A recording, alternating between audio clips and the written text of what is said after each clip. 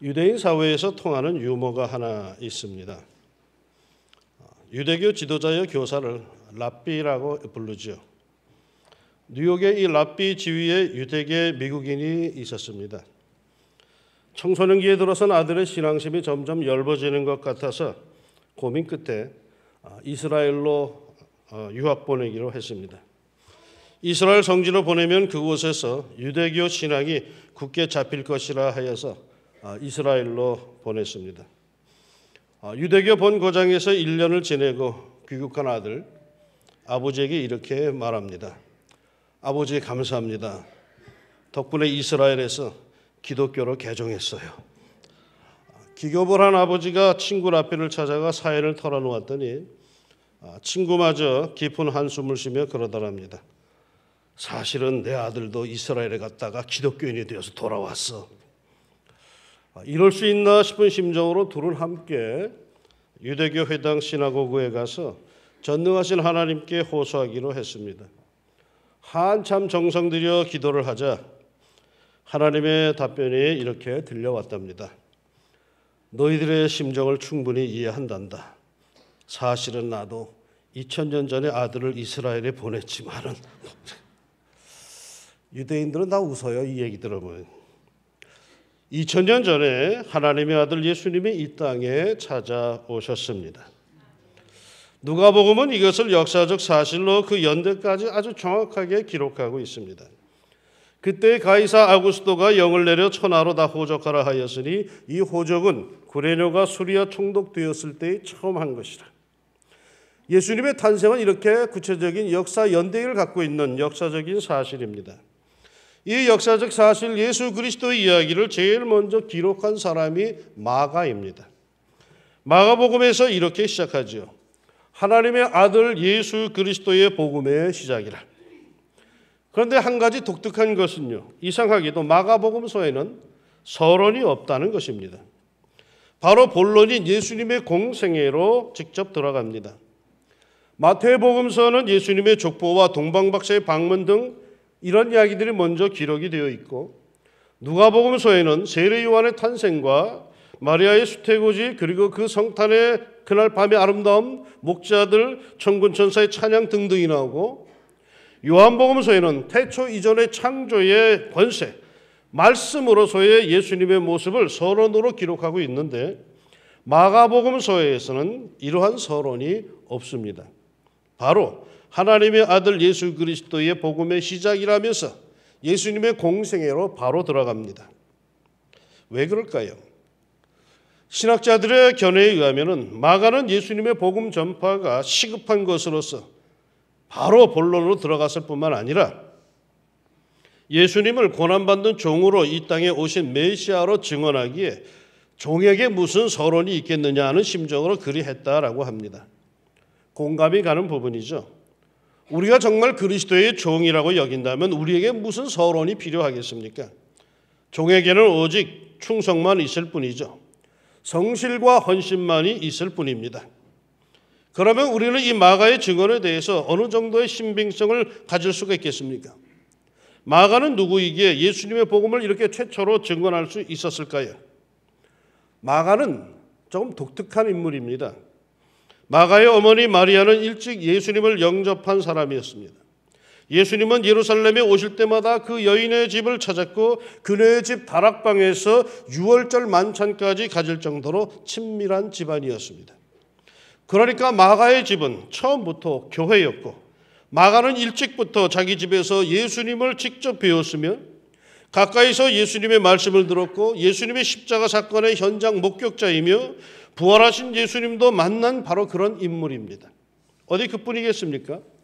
계속해서 오순절 성령 강림의 현장, 곧 마가네 집의 다락방에서 일어났던 그 오순절 성령 강림의 현장에도 있었던 인물이고 그 성령의 충만한 역사에 동참한 사람이요 목격자요 산 증인이죠.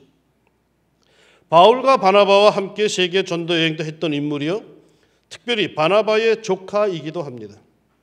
한때는 유약하다고 해서 사도 바울에게 미운 털이 베겨서 심적으로 고생도 했지만은 나중에 사도 바울이 보고 싶다고 할 정도로 관계를 회복하였고 평생 베드로를 가까이하며 예수님에 대해 많은 이야기, 많은 가르침을 들은 참으로 귀한 일꾼입니다.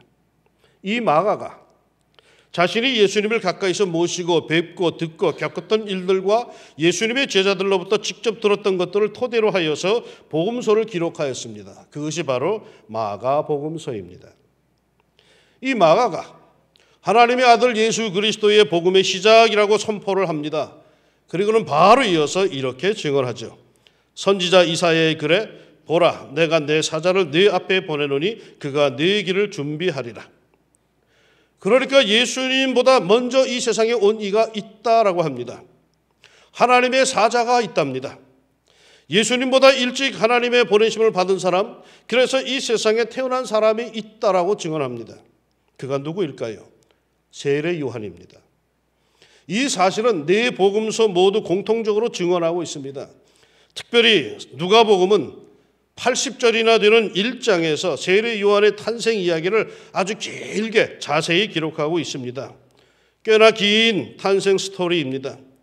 왜 이렇게 길게 했을까요? 그만큼 중요한 사람이란 뜻입니다. 성탄절 스토리에서 빼면 안 되는 사람이란 뜻입니다.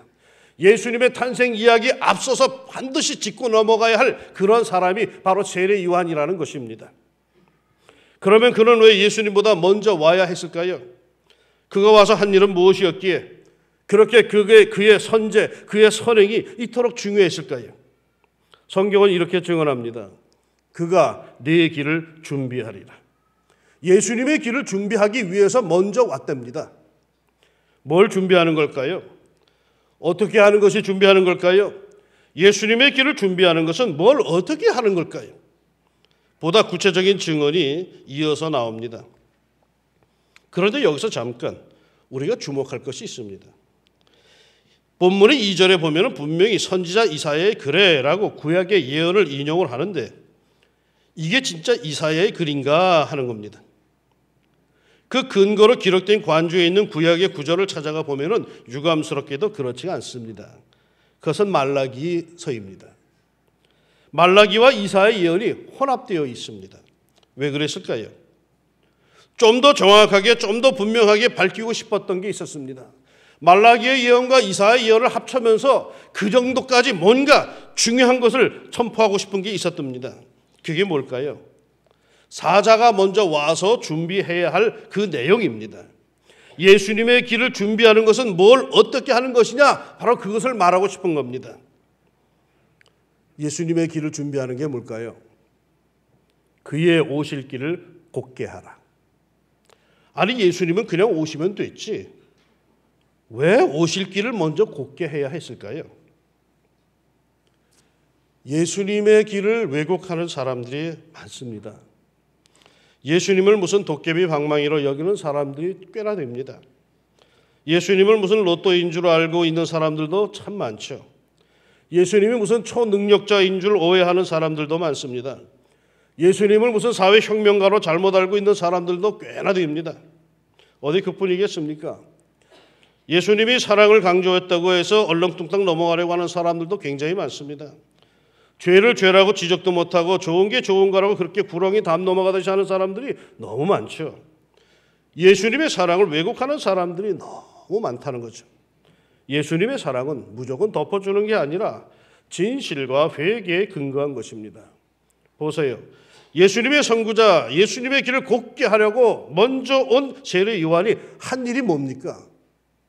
예수님보다 6개월 먼저 와가지고 그가 그토록 정성 들여서 구약 성경에서부터 예수님이 오기 전에 그의 갈 길을, 그의 오실 길을 곧게 하라고 한 그 역사, 그 세례 요한이 한 일이 뭡니까? 4절에 이렇게 나옵니다.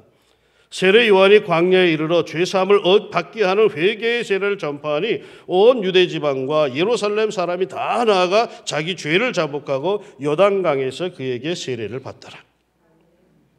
꾸불꾸불 꼬인 것들, 왜곡돼도 한참 왜곡된 것은 어떻게 풀 수 있을까요? 어디부터 물꼬를 터야 할까요?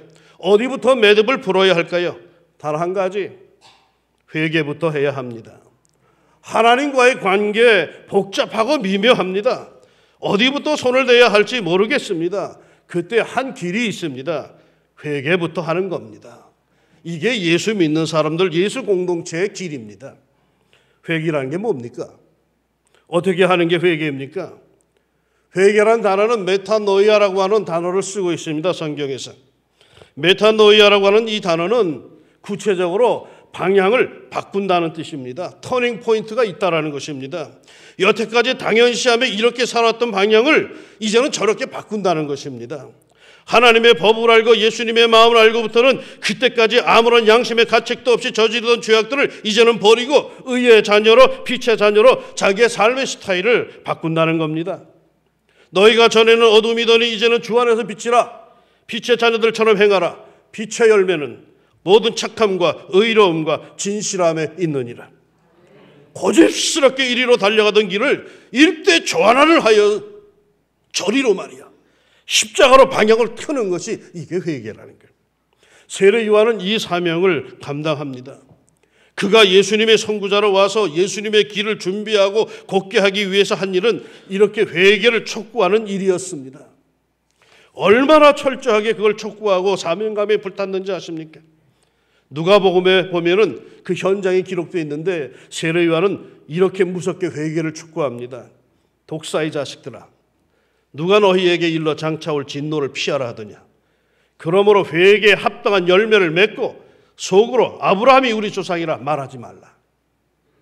그러자 사람들은 요한에게 큰 두려움 속에 묻습니다. 그럼 어떻게 하란 말이요? 어떻게 해야 진정 회개를 하는 것일까요? 회개에 합당한 열매는 어떻게 맺어야 하는 걸까요?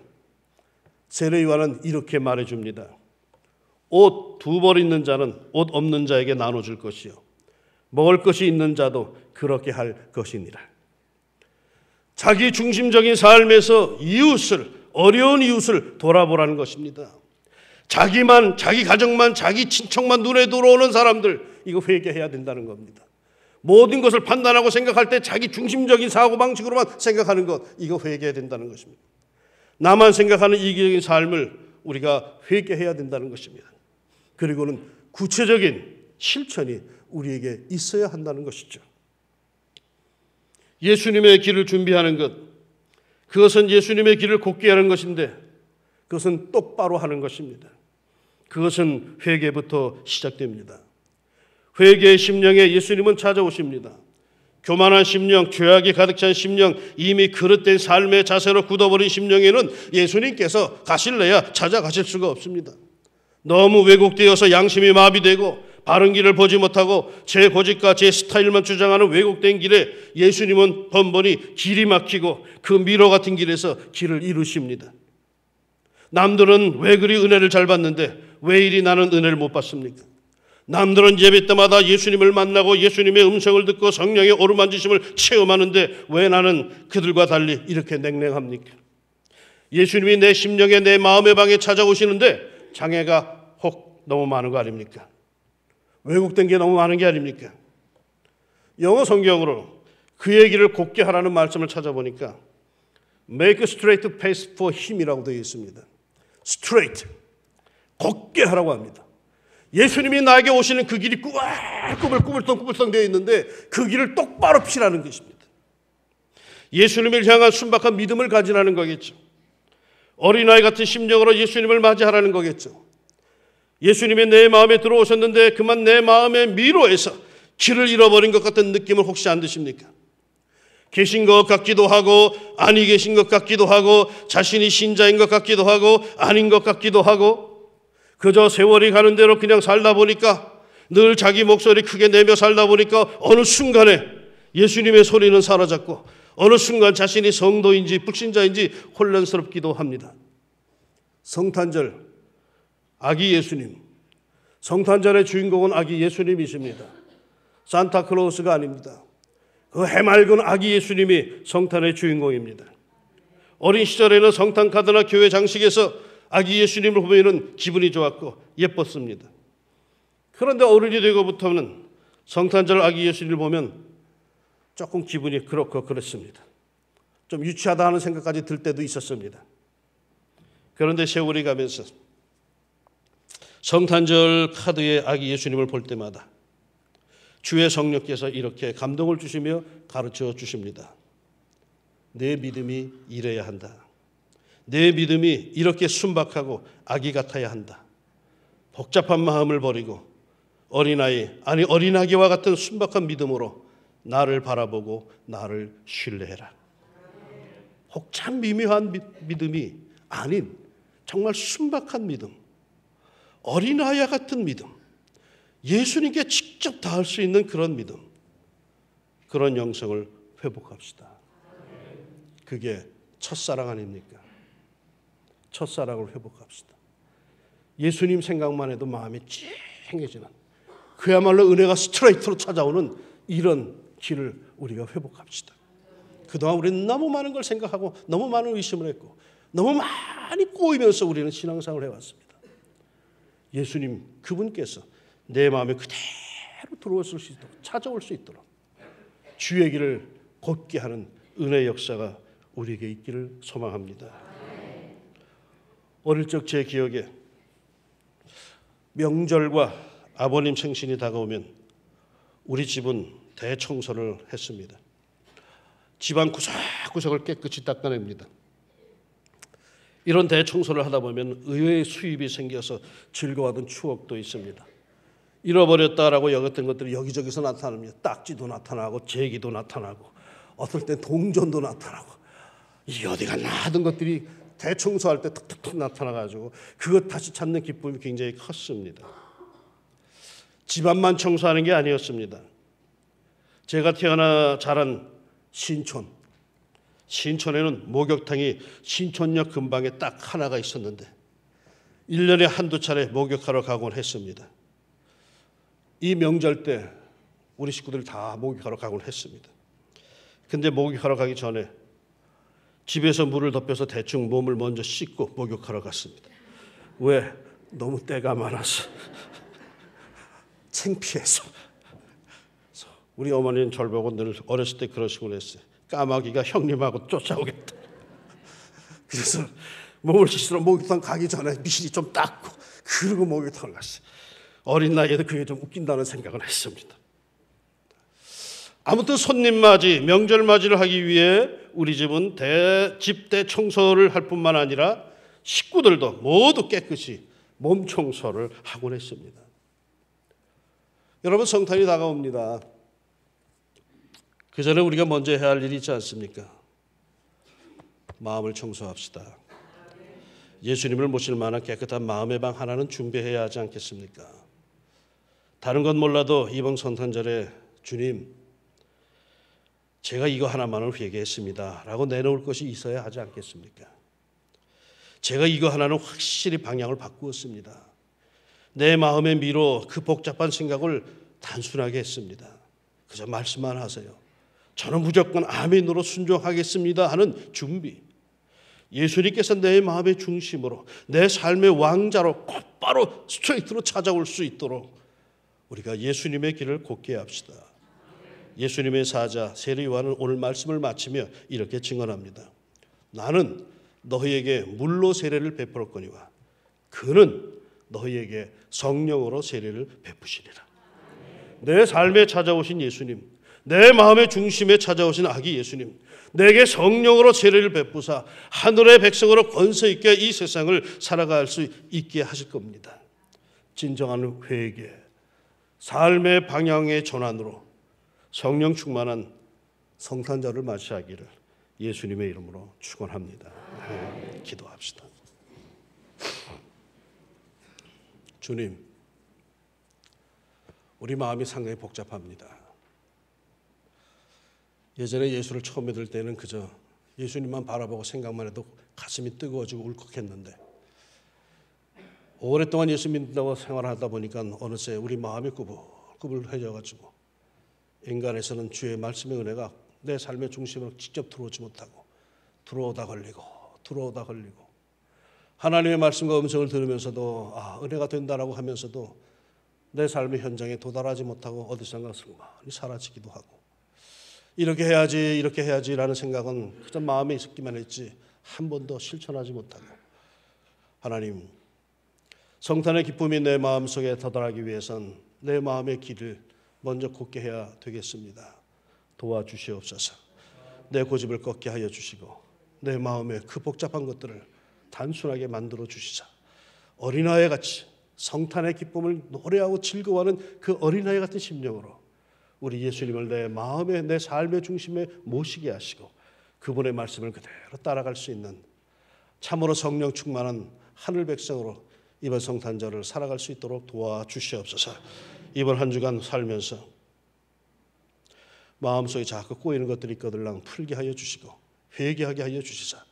주님, 이거 하나는 제가 확실히 회개했습니다라고 성탄의 예수님께 고백할 수 있는 저희 모두가 다 되게 하옵소서. 예수님의 이름으로 기도합니다. 아멘.